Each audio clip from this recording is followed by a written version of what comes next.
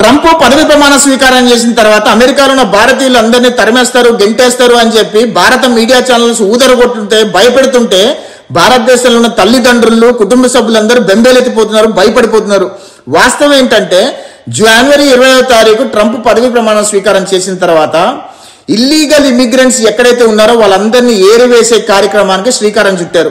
మొట్టమొదటిగా షికాగో రాష్ట్రంలో ఉన్న ఇల్లీగల్ ఇమిగ్రెంట్స్ ని ఏరివేసేటట్టుగా అక్కడ నుంచి ఆయన రంగం సిద్ధం చేసి అక్కడ నుంచి ఇల్లీగల్ ఇమిగ్రెంట్స్ అందరినీ కూడా అమెరికా మొత్తంలో ఎక్కడైతే ఇల్లీగల్ ఇమిగ్రెంట్స్ ఉన్నారో వాళ్ళందరినీ తరిమేసే ప్రయత్నం చేస్తారు. ట్రంప్ ఎక్కడా కూడా లీగల్ ఇమిగ్రెంట్స్ కి వ్యతిరేకం కాదు. ట్రంప్ F1 కి కానీ, H1 కి కానీ, OPT కి కానీ, CPT కానీ ఎనీ లీగల్ వీసా ద్వారా అమెరికాలోకి వచ్చి లీగల్ గా చదువుకోవాలనుకున్నా, లీగల్ గా ఉద్యోగం చేసుకోవాలనుకున్నా ట్రంప్ దానికి వ్యతిరేకం కాదు. ట్రంప్ ఓన్లీ ఇల్లీగల్ ఇమిగ్రెంట్స్ కి, ఇల్లీగల్ గా ఉద్యోగం చేసుకునే వాళ్ళకు మాత్రమే వ్యతిరేకంగా ఉన్నాడనే విషయం దయచేసి గమనించండి.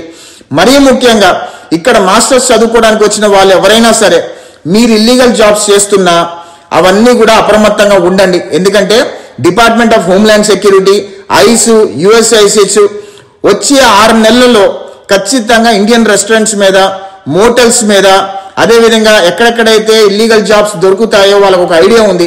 వాటన్నిటి మీద కూడా మెరుపు దాడులు చేయబోతున్నారు. వాస్తవాలు మాత్రమే మీ దృష్టి తీసుకొచ్చే ప్రయత్నం చేస్తున్నాము, ఎందుకంటే మీరు ఇబ్బందులు పడకూడదని చెప్పి. అమెరికాలో దాదాపు 70 నుంచి 80 వేల మంది భారతీయులు ఇల్లీగల్ గా ఉంటున్నారు. వాళ్ళందరూ కూడా షెఫ్ల్లోనో లేదా హోటల్లోనో ఎక్కడో పని చేసుకుంటున్నారు. ఎవరెవరైతే ఇల్లీగల్ గా ఇక్కడ పనులు చేసుకుంటున్నారో వాళ్ళందరూ కూడా వాలంటీర్ గా కంట్రీ వదిలేసి వెళ్ళిపోతే వాళ్ళకు కూడా మంచిది. USIS, DHS మెరుపు దాడుల్లో కనుక దొరికిపోయారంటే కనుక వాళ్ళ పాస్పోర్ట్ల మీద రెడ్ స్టాంప్ వేసి పంపించేస్తారు, డిపోర్ట్ చేస్తారు. తద్వారా వాళ్ళు ఎప్పుడు కూడా ఏ దేశానికి వెళ్ళాలన్నా సరే వాళ్ళు వీసాలు ఇవ్వరనే విషయం దయచేసి గమనించండి. అదేవిధంగా మీ పిల్లలు కానీ, మీ కుటుంబ సభ్యులు కానీ ఎవరైనా సరే ఇక్కడ ఇల్లీగల్ గా ఉంటున్నా, ఇల్లీగల్ గా జాబ్స్ చేస్తున్నా దయచేసి అప్రమత్తంగా ఉండమని చెప్పండి.